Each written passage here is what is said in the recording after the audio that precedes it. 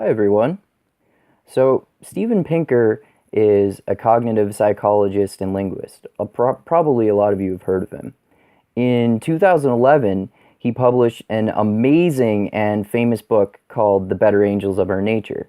He also released a new book this year called Enlightenment Now. I haven't read that one yet, but apparently he carries through the ideas in The Better Angels of Our Nature. I agree with the underlying message of that book, and I think that it's admirable and positive. Pinker basically argues that human societies continue to get less violent. He examines ample evidence that shows that factors like crime, rape, murder, poverty, theft, and starvation have been decreasing since the time of prevalent hunter-gatherer cultures. This is particularly true in the 20th century, even though many people claim that it was one of the most violent centuries in human history. This trend is also still continuing today, in spite of the nearly ubiquitous picture of rampant violence and alarm that is endlessly painted by the media that we see every day, all day long, right? So, Robert Saposly is a neuroendocrinologist and professor of biology, neurology, and neurological science. I'm a huge fucking fan of his, as any of you who follow my YouTube channel and read my blogs know. I mention him many times here in my YouTube channel and on my blog. He has spent decades living around and studying baboons in their natural environment. Sapolsky also agrees with the underlying claim in The Better Angels of Our Nature. Human societies have gotten less violent for a large portion of relatively recent human history, and this trend is continuing. However, in Robert Sapolsky's new book that was published this year called Behave, he argues against one main aspect of Pinker's book. This is that hunter-gatherer cultures in general were very violent. Steven Pinker claims that these people were highly prone to behaviors like murder, rape, theft, and war. But Sapolsky points out in his book that there is actually much less evidence for this notion than Pinker asserts. The scientific method is about correcting mistakes in light of new evidence, of course, right? And maybe Pinker was unaware of the research that Sapolsky mentions when The Better Angels of Our Nature was released. Or perhaps Sapolsky's cited evidence hadn't been published yet.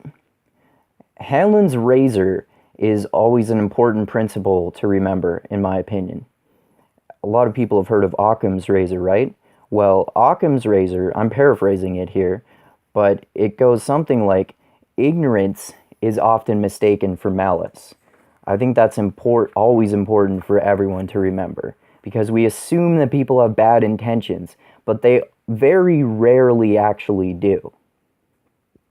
I bet that Pinker thought that he was using the best available evidence when he published The Better Angels of Our Nature. And maybe he was, that was 2011, now it's 2018. Maybe the picture has changed that much since then. I don't know enough about all of the scientific data to know that. Anyway, Sapolsky is not necessarily more of an authority on hunter-gatherer cultures than Pinker, since neither of them are in that field of study. However, Sapolsky says in his book called Behave that there is much less archaeological evidence for violence than is suggested in The Better Angels of Our Nature. Contrary to what Pinker claims, less than 15% of all current archaeological evidence points to a high prevalence for behaviors like rape, theft, murder, and war in hunter-gatherers. So the vast majority of archaeological evidence does not point to this. In terms of war, only one paleontological site with evidence of it has been discovered as of right now, as far as I know. In other sites with similar evidence, signs of violence have been misinterpreted as being part of war in past studies. These are easy mistakes to make, of course, but this supposed evidence of war is often more conclusively attributed to different factors. According to the most current archaeological data, the majority of violence in hunter-gatherer cultures came from men fighting over women in competition scenarios, right? This can easily be mistaken for war because it's men killing each other. So it can be easy to see that as war if you're an archaeologist, right? Or a paleontologist. But when archaeologists have been more closely, when archaeologists have more closely examined the evidence, they have found that the violence is likely due to single or small groups of men fighting and sometimes killing each other. This is probably because they were competing for women, according to more closely analyzed data at least. There's also evolutionary evidence of punishment for adultery. So even though this has been attributed to war in the past, that was likely a mistake. It seems like these instances of violence were men beating up or sometimes killing each other, or killing other men or women for cheating on their monogamous partners or significant others. So hunter-gatherer cultures were violent, but probably less so than Steven Pinker claims, and maybe less violent than cultures in general throughout history too. And contrary to his argument in his book, war was actually probably rare in hunter-gatherer cultures. 90 to 95% of societies go to war at one point or another. And it's almost as if this is part of human nature, right? Since there's such a high prevalence for that. Although cultural factors pretty much always play a role, so it's really difficult to know that. So it's hard to know how much this behavior is ingrained into our genes. But hunter-gatherers were not necessarily any more prone to war than all cultures in general throughout history, like I said, right? Also, a lot of violence that has been attributed to war before was more likely due to them beating and killing each other over women or as punishment for adultery. Well, this did happen. It wasn't necessarily frequent, since about 85% of archaeological evidence shows a low tendency toward violence and war in hunter-gatherer cultures. Anyway, I think that the most important takeaway to remember from comparing Behave to the better angels of our nature is this. There's even less violence throughout human history than Steven Pinker suggests. That's fucking awesome.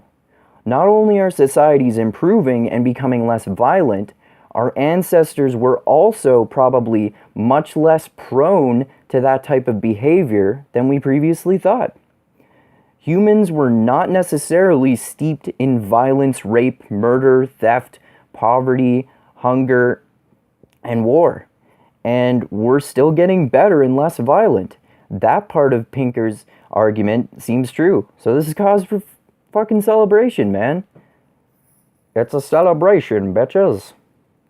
Violence is not as much of a part of human nature as you might think.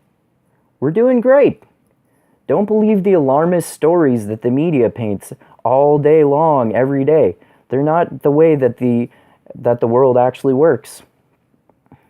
All right, so those are my thoughts on the comparison between Robert Saposly and Steven Pinker's claims about violence in hunter-gatherer cultures. Read their books called The Better Angels of Our Nature and Enlightenment Now by Pinker and Behave by Saposly. They're fucking awesome, fascinating, and incredibly educational.